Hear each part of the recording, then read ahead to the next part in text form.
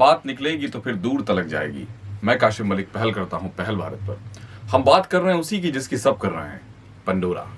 जैसे लगा है कि सच में एक पंडोरा है जो खुल गया है, और ये पहली बार नहीं खुला है, ये 2016 से खुलता आ रहा है, लेकिन जब जब खुलता है बवाल काट देता है।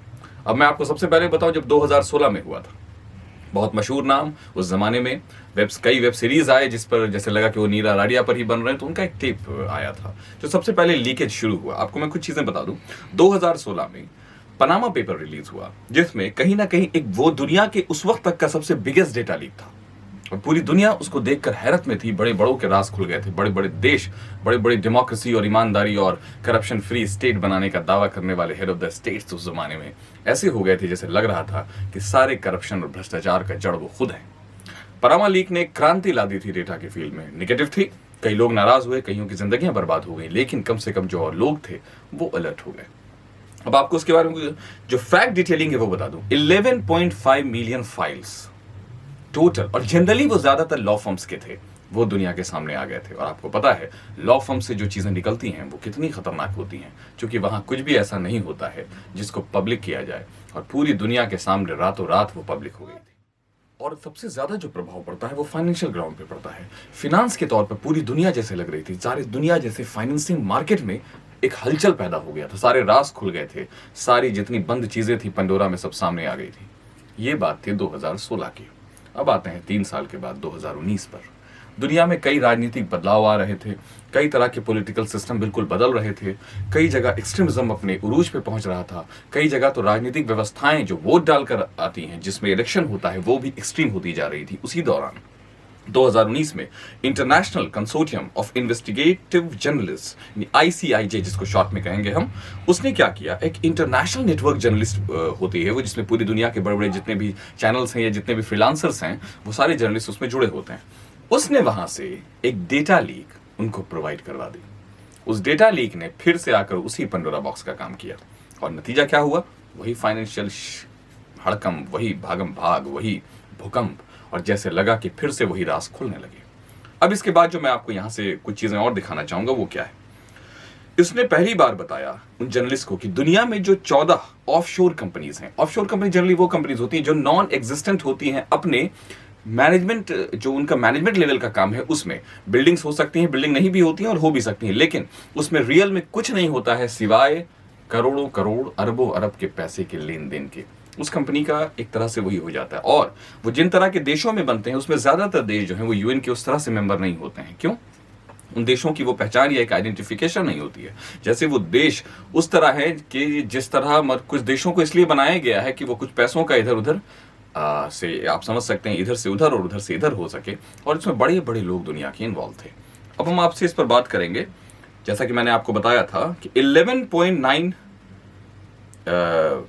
Billion files, 64 lakh documents, 1 lakh से ज्यादा जो उसमें, और जो उससे रिलेटेड खासकर जो पॉलिटिकल इश्यूज थे, और जिस पॉलिटिकल इश्यूज पर आपको याद होगा भारत में भी जबरदस्त हंगामा मचा हुआ था, जिसमें बाबरी मस्जिद और राम मंदिर का विवाद भी था, वो भी एक बार डेटा लीक में आ गया था, जिसमें खुद अरुण जेटली, जो जमाने में भारतीय जनता पार्टी के बहुत मशहूर नेता थे और फाइनेंस मिनिस्टर भी थे, उनका भी स्टेटमेंट आ गया था।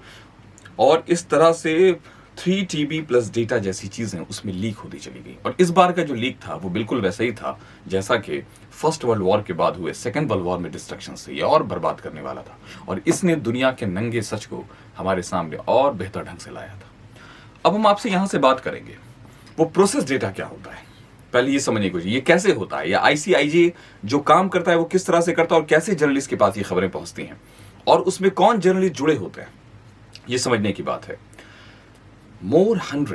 more than 600 journalists from 117 countries, ये दुनिया के लगभग वो सारे देश हैं जो देश आज की दुनिया में बड़े बड़े उस तरह के स्टेटस या पोजीशनिंग में हैं, या इसमें न्यूक्लियर पावर तो जितने हैं वो सारे देश हैं ही, उसके अलावा वो देश भी जो स्ट्रेटेजिकली और मिलिट्रली बहुत इंपॉर्टेंट है, वो देश भी हैं। वो ICIJ को इस प्रोसेसिंग के डेटा के प्रोसेसिंग में मदद करते हैं, और उसके बाद कलेक्टिवली उसको लीक कर देते हैं। जर्नलिस्ट हैं, उनका काम है लीक करना, एक्सपोज करना, वो बिल्कुल सही करते हैं। यहां से चीजें क्या होती हैं कि लॉ, खासकर जो फर्म लॉ है, खासकर जो फाइनेंशियल ग्राउंड लॉ है, ये सारी चीजों पर उसका बहुत असर पड़ता है।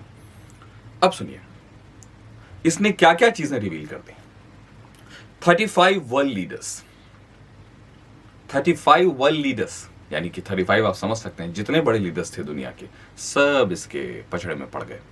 उसमें current former president, prime minister, head of the states, 300 public officials जो यूएन से लेकर के किसी देश के ब्यूरोक्रेसी के सबसे ऊंचे स्थान पर थे, सारे गवर्नमेंट में, मिनिस्ट्रीज में जो जजेस हैं, मेयर्स हैं, मिलिट्री जनरल्स थे, सब के सब उससे इसमें आ गए थे। और ये 90 कंट्रीज से ज्यादा लोग थे। और ये 90 कंट्रीज वो हैं जिनके नाम वर्ल्ड अफेयर्स में डेली आते हैं, यानी वो देश हैं जिनका अपने में बहुत इंपॉर्टेंस है। इसके बाद 100 बिलियनियर्स। अब आइए पैसे पर, आपको तो पता है बिना पैसे की दुनिया में कोई राजनीति नहीं होती, कोई खेल नहीं होती। उस पर आते, उसमें लगभग जिसमें सेलिब्रिटीज थे, रॉक स्टार्स थे, इन्फ्लुएंसर्स थे और बिजनेस लीडर्स थे, जिसको बिजनेस मोगल्स कहते हैं। अब आते हैं हम लोग। अब मामला यहां से उठता है कि उसमें जो चीजें सबसे ज्यादा एम्फेसाइज की गई इस पंडोरा में, वो है टैक्स। टैक्स से कैसे बचा जाए। ये सारे के सारे जो अरबपति खरबपति लोग हैं, ये कैसे अरबपति खरबपति हैं, इनके पास वो रिसोर्सेज क्या है जिसकी वजह से ये इतने अमीर हो गए। तो रिसोर्सेज तो है ही, इनके पास वो मैकेनिज्म भी है जिससे वो अपने टैक्स को बचा पाते हैं। पहला, शेल कंपनीज। दूसरा, ट्रस्ट, यानी नॉन प्रॉफिट बनाकर जबरदस्त प्रॉफिट कमाना। मनी लेंडिंग, जबरदस्त तरीके से। ऑफ शोर अकाउंट्स, मनी लेंडिंग और मनी लॉन्ड्रिंग, ये दोनों चीजें मिली हुई हैं।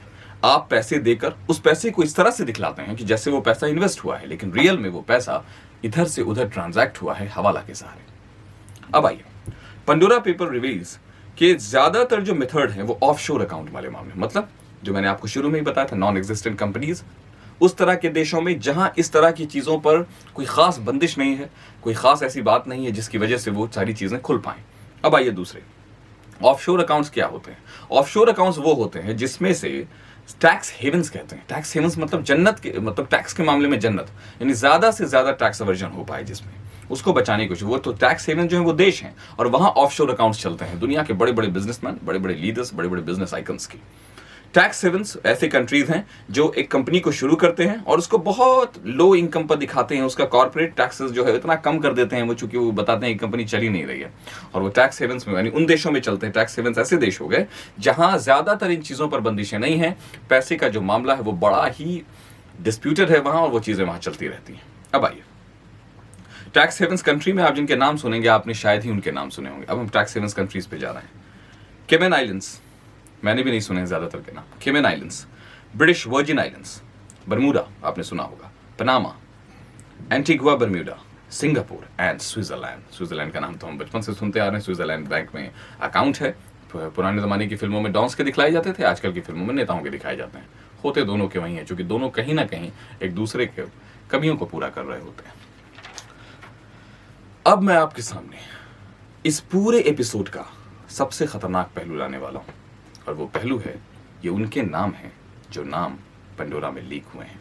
उसके अलावा बहुत सारे नाम हैं, वो लेने पॉसिबल नहीं है। वो नाम अगर लेने बैठ गए तो पूरा का पूरा एपिसोड उससे ज्यादा लंबा हो जाएगा। मैं आपको कुछ फेमस नाम गिना देता हूं। Vladimir Putin, Sachin Tendulkar, Tony Blair, प्रधानमंत्री थे इंग्लैंड के, शकीरा इजाबिल, हम में और आप दोनों ही फैन हैं, अनिल अंबानी, हमारे देश के वही, ये इनको याद रखिए, वही अनिल अंबानी जिन्होंने एनडीटीवी के रवीश कुमार पर ये केस किया था कि नहीं हमें आप मानहानि, इनकी मानहानि हो रही थी। अब इनकी जो मानहानि हो रही है किस पे केस करेंगे? टीना राडिया, इनको तो सब जानते हैं, जैकी श्रॉफ, क्या बड़ू, विनोद अडानी, अभी इनसे फेमस नाम तो कोई है ही नहीं अगर आर्यन खान को हटा दें हम। सतीश शर्मा, 300+ इंडियंस हैं, कितनों की बेइज्जती की जाए, बाद में फिर कभी आपको ये नाम बता देंगे। अब आइए, किरण मजुमदार शॉ के बारे में भी कहा जा रहा है, उनका भी नाम है उसमें। जॉर्डन किंग है भैया, कुछ भी कर सकते हैं, मोनार्क में है वो। एंड्रीज बाबीज। अब आपको यह समझना है कि ये सारे लोग इसलिए अमीर हैं कि हम सारे लोग चूंकि गरीब हैं, यानी ये हमारा पैसा, हमारे रिसोर्सेज, हमारे मीन्स ऑफ प्रोडक्शन लेकर बैठ गए हैं। अगर हम इसी तरह से कैपिटलिज्म की चाटते रहे, अगर हम इसी तरह से पूंजीवाद के सामने सर झुकाते रहे और उनको लोकतांत्रिक मानते रहे, तो याद रखिएगा हम एक ऐसा देश बना देंगे, हम एक ऐसी दुनिया बना देंगे जहां 100 लोग हमारे मालिक होंगे, बाकी हम सब सिर्फ रगड़ रहे होंगे। बने रहिए पहल भारत के साथ, हम आपके सामने और भी पंडोरा खोलते रहेंगे।